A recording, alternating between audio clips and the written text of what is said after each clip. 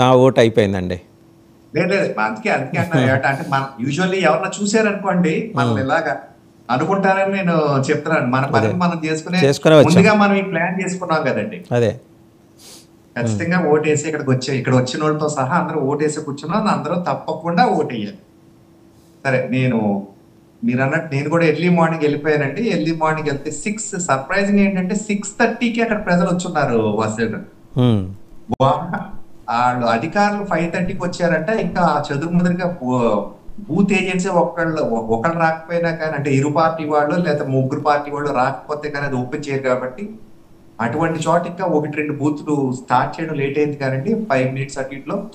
కానీ బై 7 అప్పుడే అంటే ఫుల్ ప్యాక్ గా ఉందండి. అంటే ఏ బూత్ అయితే నేను వెళ్ళాను ఆ బూత్ కు ప్రజలందరూ కూడా చాలా ఉత్సాహంగా వస్తున్నారు ఓటింగ్ నేను కూడా పర్సంటేజ్ బాగానే ఎక్కువ ఉంటుంది అనుకుంటున్నాను. అంటే యాక్చువల్గా ఏంటంటే నిన్న అక్కడక్కడ వర్షాలు పడడం వల్ల కొంచెం చల్లగాలి అలా ఉందండి. ఇంకా ఎండెక్కలేదు కానీ చల్లగాలి అలా ఉంది. అది కూడా కొంచెం హాయిగానే ఉంటుందండి. పెద్దలు కూడా ఆల్రెడీ వస్తే వాళ్ళకి అవకాశం ముందుకు ఇవ్వడం జరుగుతుంది. వాళ్ళు ముందుకెళ్ళి వాళ్ళు కూడా ఓటు చేస్తున్నారు. హ్యూజ్ టర్న్ అరౌండ్ అని మాత్రం చెప్పగలండి.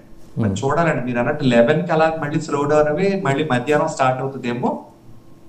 మా ఏరియా అయితే వాతావరణం అంత ఇబ్బందికరంగా లేదండి. ఆ వాతావరణం కోసం అందరూ ఎర్లీ మార్నింగ్ వేసేయాలని ప్రయత్నం చేస్తున్నారని అనుకుంటున్నాం. అలాగే ప్రధానమంత్రి మోదీ ట్వీట్ చేశారు, ఆంధ్రప్రదేశ్ ఓటర్స్ భారీ ఎత్తున తరలి రావాలి, one need to exercise their franchise అని చెప్పేసి ఆయన సజెషన్ ఇచ్చారంటే ఒక రకమైన మోటివేషన్ అయితే ఈసారి చాలా బలంగా ఉంది. దురదృష్టవశాత్తు ఇప్పటి వరకు ఓటు చేసిన వాళ్ళలో మీకు 60+, 70+ ఎక్కువ కనిపిస్తున్నారు. 50+ చాలా తక్కువ సంఖ్యలో ఉన్నారు. అసలు 25-40 మధ్య వచ్చిన వాళ్ళలో అంటే చాలా సెంటర్స్ నుంచి వస్తున్న ఇన్పుట్స్ యువత బ్రహ్మాండంగా వచ్చి చేస్తారనుకుంటే దురదృష్టం వాళ్ళు ఇంకా they did not turn up so far. అంటే అందరూ అనట్లేదు, మెజారిటీ ఒక 80% ఈ పాటికి వచ్చి ఉండాలనుకున్నాను. అంటే నేను ఏమనుకుంటున్నానంటే అండి వాళ్ళు కుర్రాళ్ళు కదండి, కొంచెం ఉన్నా కానీ వాళ్ళు తట్టుకుంటారు, ప్రశాంతంగా చేద్దాంలే. ఈ కొంచెం యాంగ్జైటీ మనకలాగా వేరే పని ఉన్నవాడు ముందు వచ్చి ఇక్కడ చేసేసి వెళ్ళిపోవడం. నెక్స్ట్ ఏంటంటే బాగా వృద్ధులు ఏంటంటే ఎండ దెబ్బకి తగలకుండా కొంచెం ఎర్లీగా చేసి వెళ్ళిపోదాం అనే ఆలోచన వాడు కూడా. నేను ఇంకొకటి ఏంటంటే మరి మీ పర్సంటేజ్ ఎలా ఉందో కానీ మహిళలు ఎక్కువ మంది కనపడ్డారు వాస్తవ్ గారు. అది స్పష్టంగా కనిపిస్తుందండి ప్రతి నియోజకవర్గం ఆంధ్రప్రదేశ్లో అయితే. అండ్ ఈవెన్ తెలంగాణ నుంచి వస్తున్న దాంట్లో కూడా ఉమెన్ పర్సంటేజ్ కొంచెం ఉమెన్ ఎవరైతే వస్తున్నారో ఎక్కువ పర్సంటేజ్ వాళ్లే కనిపిస్తున్నారు. అండ్ ఈసారి చూస్తే మరి ఆంధ్రప్రదేశ్లో పరిస్థితి ఏమో కానీ తెలంగాణలో అయితే సిఆర్పిఎఫ్ బలగాలు చాలా స్ట్రిక్ట్గా మానిటర్ చేస్తున్నాయండి.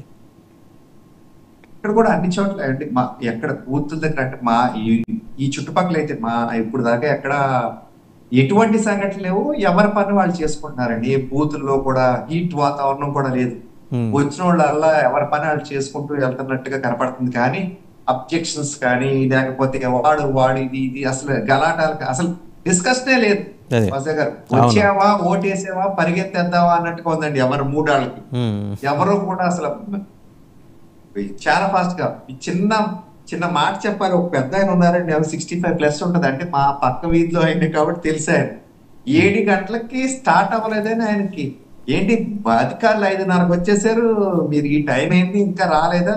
ఒక బూత్ ఏజెంట్ అంటే తెలుసు మన ఏరియాలో విషయంలో పెద్దలు ఉంటే ఆ కుర్రోడు తెలిసినాడు అనుకోండి తిట్టినేమనరు. ఏంట్రా నువ్వు 7 అయింది ఇంకా రాలేదు, నీ వల్లే బూత్ లేట్ అయింది, మేమంతా ఆగిపోయాం రా, మేము త్వరగా ఓటేసి వెళ్ళిపోవాలి, గబగబా మారిపోవాలంటున్నారు.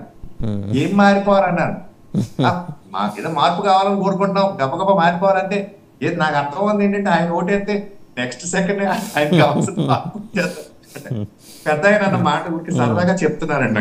అలాగే ముఖ్యమంత్రి జగన్మోహన్ రెడ్డి గారు, మాజీ ముఖ్యమంత్రి చంద్రబాబు గారు ఇద్దరు ఎర్లీ అవర్స్లోనే వాళ్ళు ఓటేశారు. ఇద్దరూ మాట్లాడారు.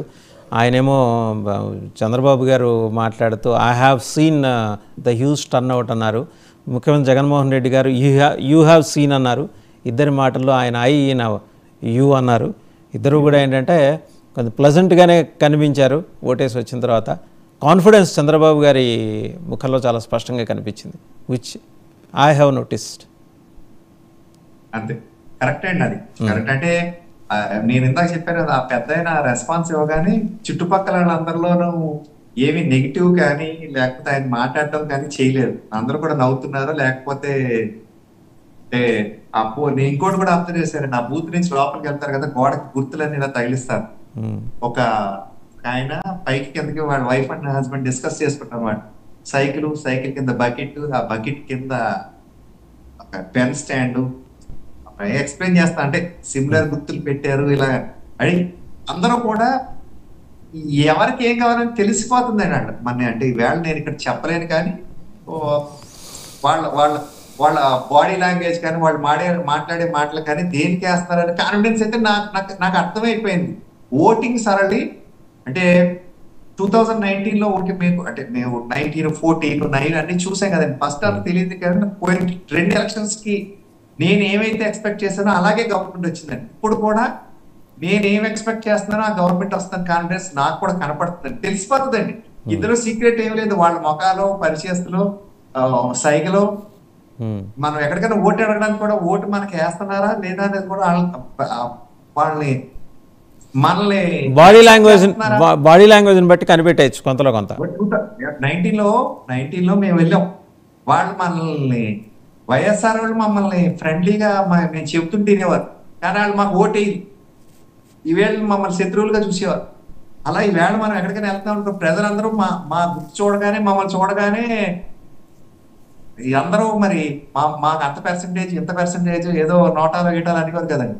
అసలు ఎక్కడికి వెళ్ళినా కానీ ఎస్పెషలీ వేరే వాళ్ళు కూడా మా గుర్తు పక్కన పెట్టుకుని ఉండేవారు. ఏదో కాన్ఫిడెన్స్ అనమాట. మా గుర్తు చూస్తే వేళ అన్ని పార్టీలకి కాన్ఫిడెన్స్.